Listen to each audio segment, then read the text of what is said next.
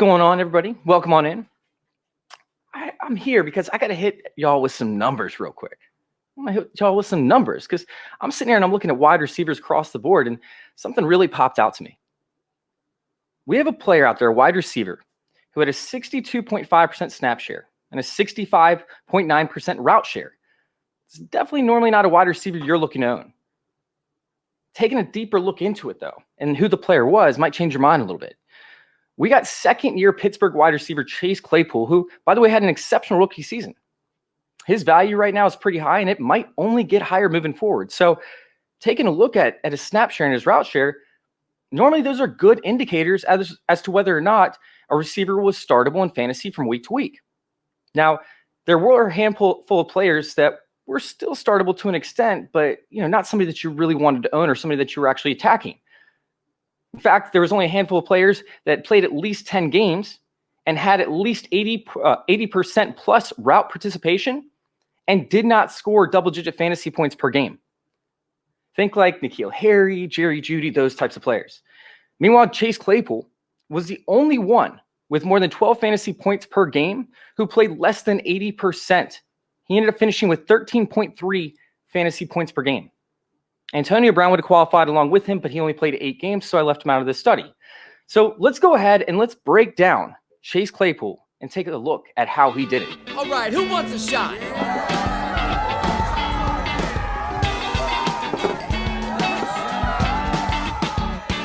Quick shots.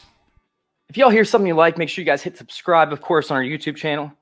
Go check us out. Or youtube.com/fantasyintervention. Make sure you guys go check out the website as well, fantasyintervention.com. But we're not here for that. We're here for Chase Claypool. And looking at his points, Chase Claypool scored the second most fantasy points per route run amongst rookies, only 0.02 points behind Justin Jefferson. He had the 10th highest targets per snap across the entire NFL. Although his contested catch rate percentage was below 30%, and he had the 24th most drops, his target premium was what brought value. On 109 targets, which was 24th in the NFL, 31 of them came from 20-plus yards out, which was the third most. Typically, when this happens, you're not left with a ton of yards after the catch. However, only Jerry Jeudy and DJ Moore had more yards after the catch per reception for players who saw at least 15 deep targets and a minimum of 5 targets per game. I want to make sure that I'm including volume because volume is very, very crucial to this. What's more impressive wasn't his efficiency metrics or anything like that, but more so his touchdown rate. I don't think that's going to be sustainable, but he did score on 15.3% of his touches. 15.3. That was 8th amongst wide receivers with at least 5 targets per game. Of course, Juju Smith-Schuster potentially leaving Pittsburgh could open up targets for him, which could increase his volume even more than what we're already seeing, and his snap percentage. But I'm far more interested in the scheming and how they got Chase Claypool open. After a couple weeks, you knew Claypool was getting deep. Like he was going to go deep, and he was going to get targeted at some point. It was inevitable. However, they were able to script one-on-one coverages with opponents' second and third string corners along with their safeties, and it was incredible. It resulted in multiple big plays. Going back and looking at it, Terrence Mitchell was the best cornerback that he saw coverage from and scored against. That's embarrassing. Teams are so focused on Juju Smith-Schuster going underneath, Deontay Johnson getting targeted, that Chase Claypool was left in one-on-one coverage with some of these just scrubs, some of these bums.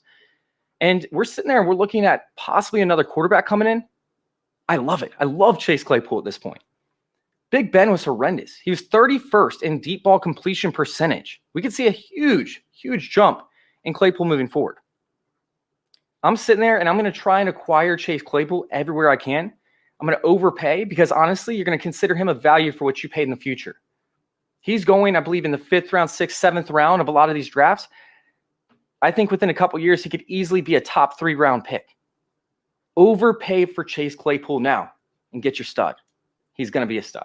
He's going to be a superstar. Love Chase Claypool. Listen, thank you guys for listening. You guys can find me at FF_intervention on Twitter. Once again, that's at FF_intervention on Twitter. You guys can also find our content. Make sure you hit subscribe below. YouTube.com/fantasyintervention.